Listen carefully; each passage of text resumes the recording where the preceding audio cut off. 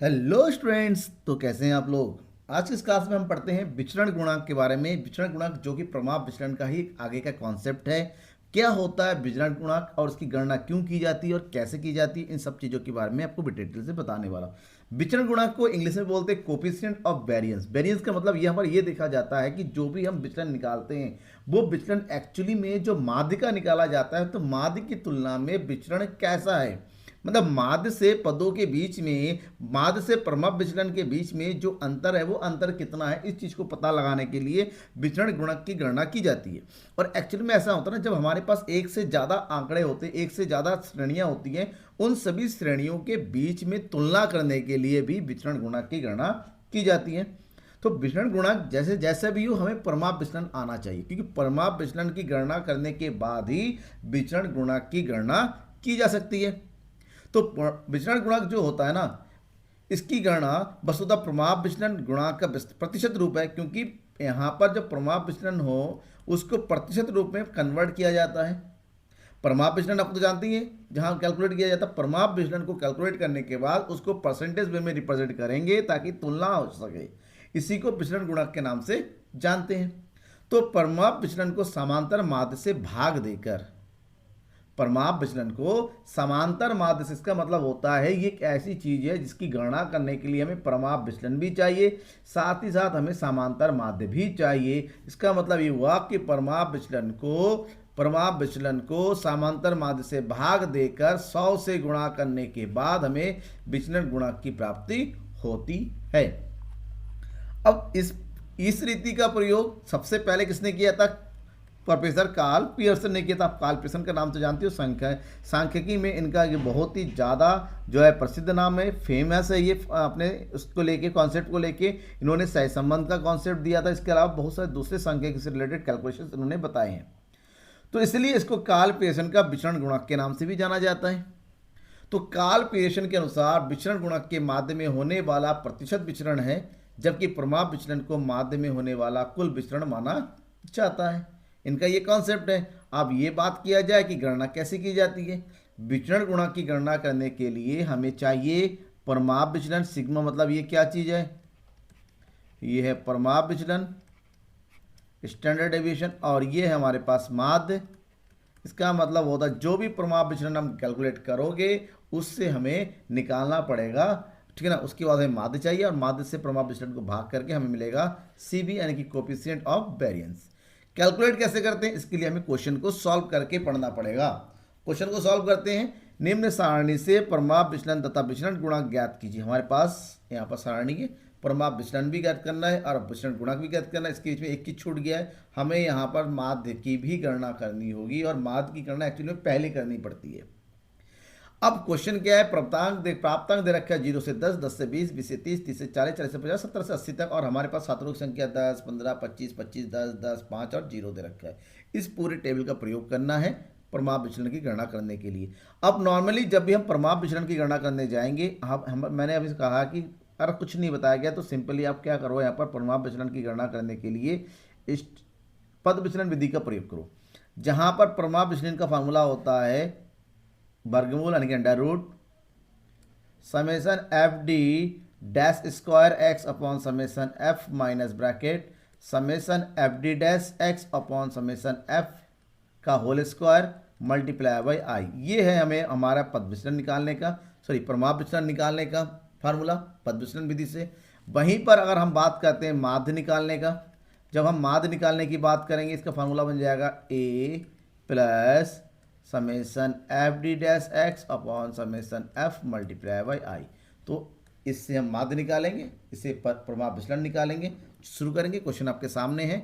सबसे पहले इसको कैलकुलेशन में लाके हमें टेबल कंप्लीट करना है। तो ये हो गया एक्स, ये एक्स तो नहीं, इसको बोलेंगे हम सी आई कोफिशिएंट, क्लास इंटरवल।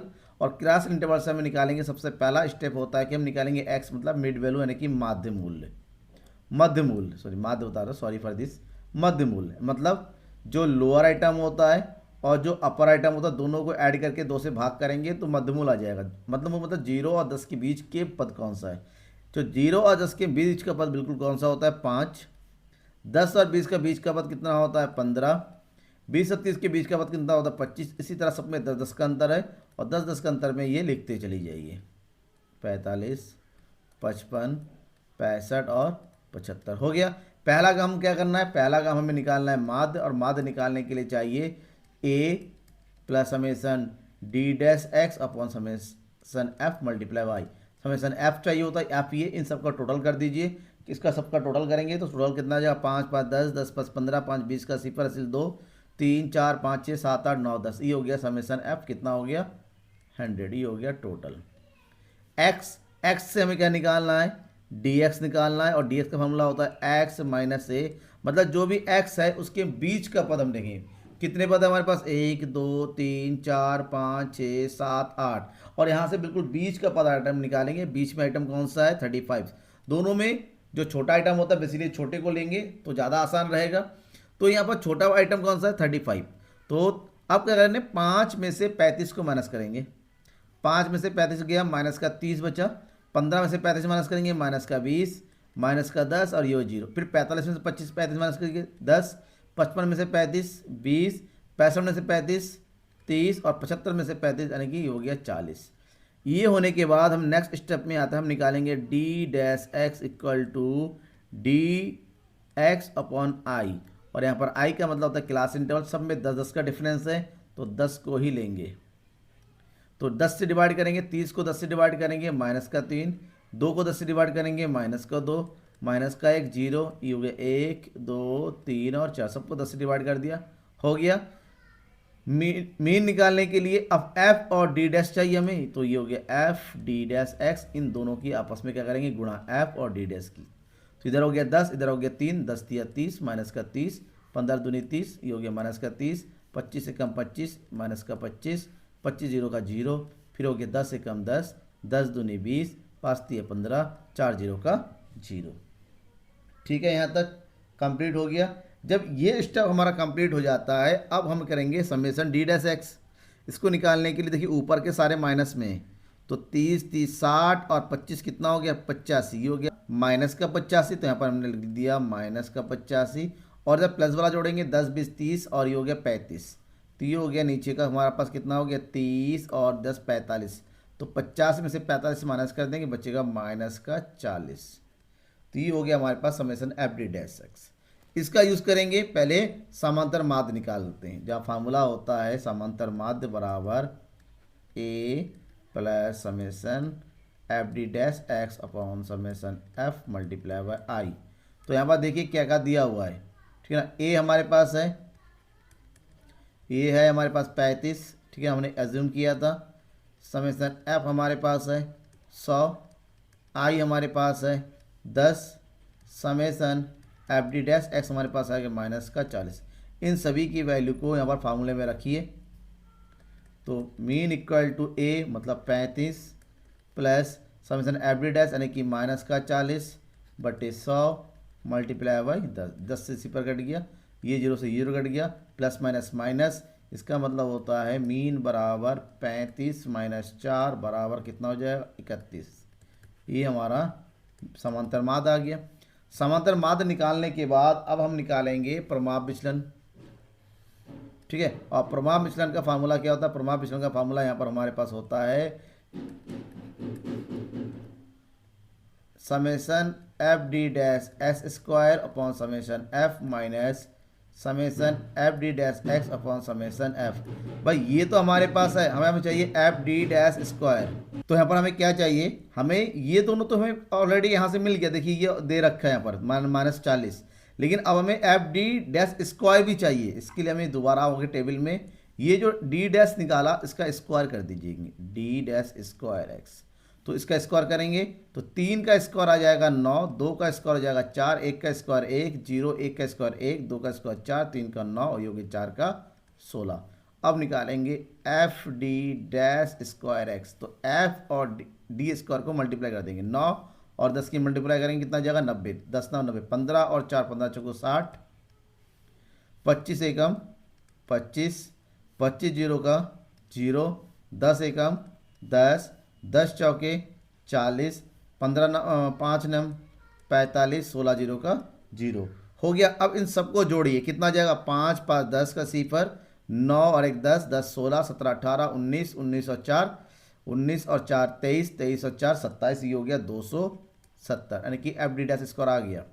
और एफ डी डैश स्कोर आ गया तो यहाँ पर हो गया summation F D dash square X equal to हो जाएगा 270। बाकी वैल्यू तो ऊपर आ ही गया।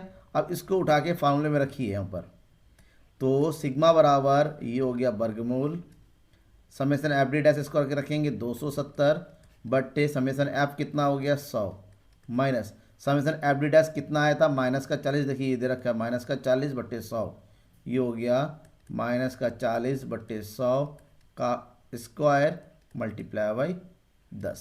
ठीक है, ये हो गया। अब बस इतना सॉल्व करना है। अब इसको अगर सॉल्व करते हैं तो कितना आएगा, देखिए 0 से 0 कट गया।